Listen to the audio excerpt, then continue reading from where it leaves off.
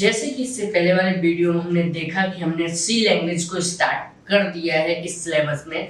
आज हम बात करने वाले हैं कि सी का यूज कैसे करना होगा। तो सी को चलाने के लिए आपके पास टर्बो नाम का एक सॉफ्टवेयर अवेलेबल होना चाहिए, जो आपको कमेंट में दिखाई और नीचे डिस्क्रिप्शन में दिखाई दे रहा होगा उसकी आइकॉन के साथ। मीन्स उसको, और साथ ही साथ आपको डिस्क्रिप्शन में उसकी लिंक भी मिल जाएगी, वहां से उसे आप डाउनलोड कर सकते हो और उसका हम सेटअप करेंगे। सेटअप करना बहुत ही आसान है, सिंपल। उसको आपको उस फोल्डर को एक्सट्रैक्ट कर लेना होगा।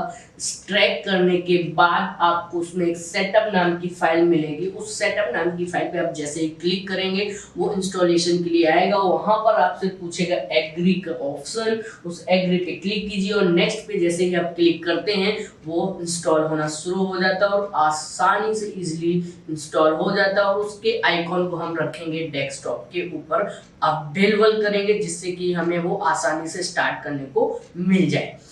चलिए, इस तरीके से हमने तो इसका प्रोग्रामिंग सॉफ्टवेयर तो इंस्टॉल कर लिया, जिसके अंदर हम सी लैंग्वेज करने वाले हैं।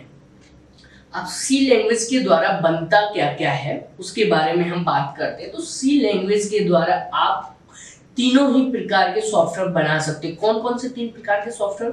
पहला तो होता है कि एक सिस्टम सॉफ्टवेयर, जिसके थ्रू ऑपरेटिंग सिस्टम्स बनाए जाते हैं।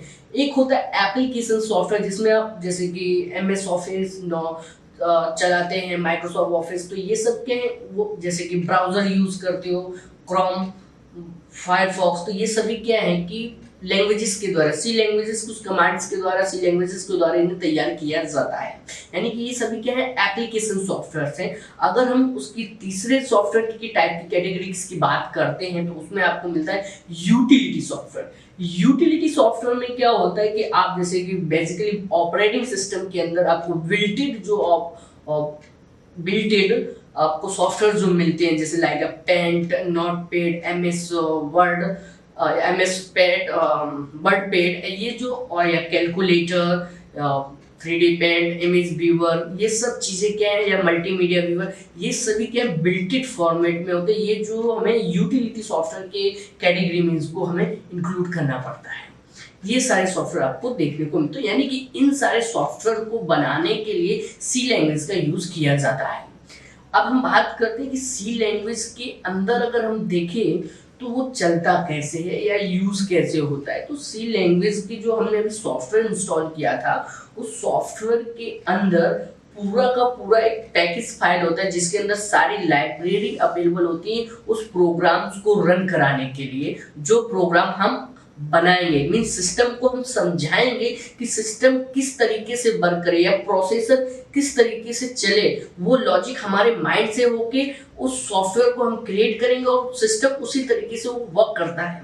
यानी कि सी लैंग्वेज के थ्रू हम ह्यूमन बीइंग की एक्टिविटीज को उसमें क्रिएट करके उस सिस्टम को समझाते हैं और उसको उस तरीके से सॉफ्टवेयर को तैयार करते हैं। तो बेसिकली यहाँ पर आज हम देखने वाले एक बेसिक प्रोग्राम, जिसके थ्रू हम ये प्रोग्राम रन करेंगे और उसको बनाएंगे। तो सबसे पहले आपको करना क्या होगा कि एक एज ए एग्जांपल मैं आपको यहाँ पे दिखाता हूँ। ये अभी मैंने प्रोग्राम में नहीं किया, सिर्फ ओनली फॉर इंफॉर्मेशन के लिए आपको दिखा रहा हूँ।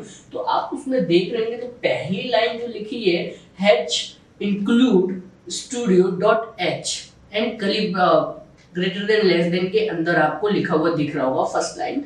तो ये जो हैच इंक्लूड, तो हैशटैग तो आप जानते ही हैं, आज के टाइम में ट्रेंड चलता है हैशटैग लगाओ। हैशटैग लगाने से क्या होता है कि वो ट्रेंड हो जाता है। यानी कि उस फाइल के मतलब हैशटैग लगाने से उससे रिलेटेड जो चीजें होती हैं वो हमें जल्दी मिल जाती है और वो जल्दी कनेक्टिविटी हो जाती है। तो हैशटैग टू इंक्लूड क्या कर रहा है, मीन्स जोड़ रहा है, इन्वॉल्व कर रहा है, मींस जोड़ रहा है। Include the studio.h। studio.h क्या है?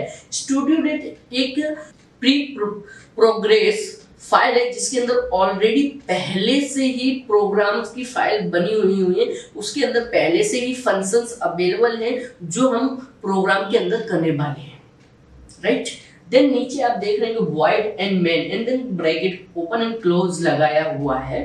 तो जो void main है, ये क्या एक फंक्शन है जिसके अंदर बॉडी ऑफ द प्रोग्राम कह सकते हो उसको, बॉडी ऑफ द प्रोग्राम, जिसके void main के अंदर मेन सेक्शंस के अंदर उस प्रोग्राम को लिखा जाएगा। लेकिन उसको भी लिखने से पहले देख रहे होगे तो कर्ली ब्रैकेट बना है। ये ये क्या है, कली ब्रैकेट जो ओपनिंग कली ब्रैकेट है, ये एक इंस्ट्रक्शन है कि ये ब्लॉक है। ये ब्लॉक क्या मींस एक दायरा है, ब्लॉक है वो। ओपनिंग टैग जो आप कली ब्रैकेट कर रहे हो, that is the opening block, यानी कि वो एक ब्लॉक है जिसके अंदर हमें ये सारा काम करना है, वो ब्लॉक है। और नीचे आप देख रहे होंगे तो वो एंड भी, क्लोजिंग ब्लॉक भी है अवेलेबल, जिससे कि वो बता रहा है कि ये प्रोग्राम यहाँ पर क्या हो रहा है, बंद हो रहा है। तो दैट जो कली bracket is call of the block, block कह सकते हैं। देन आफ्टर अगर उसमें हम देखें तो एक प्रिंट एफ एंड ब्रैकेट और डबल कोटेशंस का ऑप्शन लेके उसमें हमने एक्सपर्ट एजुकेशन सीएनडी लिखा हुआ है, यानी कि ये मैसेज मैं प्रिंट करवाना चाहता हूं। तो ये जो प्रिंट एफ लिखा है, तो ये प्रिंट एफ क्या करता है, प्रिंट एफ एक फंक्शन है, it is call of the function. ये क्या है, फंक्शन है जो ऑलरेडी studio.h के अंदर, लाइब्रेरी के अंदर ये फंक्शन पहले से एग्जीक्यूट करके रखा गया है, जिसके द्वारा ये उसका काम बताया गया कि जो भी डेटा इस प्रिंट एफ के अंदर डाला जाए उसको डिस्प्ले करे। क्या करे, डिस्प्ले करे, इसलिए प्रिंट एफ का यूज किया जाता है। देन नीचे हमने get C H and curly bracket लिया। तो गेट सी एच का मतलब है कि वो डेटा को गेट करके और वो हमें प्रिंट करवा के दिखाए और वो प्रोग्राम वहां पर एग्जीक्यूट हो जाए। इस तरीके से ये वर्क कर रहा है। ये जो सिंपल सा स्ट्रक्चर्स आप देख रहे हैं, एकदम बेसिक स्ट्रक्चर है, जिसमें हम सिर्फ ओनली फॉर प्रिंट करवा रहे और कोई लॉजिक नहीं बात कर रहे। इसी तरीके से हम जैसे जैसे सिलेबस के आगे बढ़ेंगे तो उसमें हम हर प्रकार के logic, loops, if conditions and switch cases and multiple type of program बनाएंगे और सीखेंगे। आई होप यू दोस्तों आपको आज के वीडियो में पता चला होगा कि ये स्ट्रक्चर में ये जो चीजें लिखी होती हैं ये क्या होती है। Thank you for watching my video.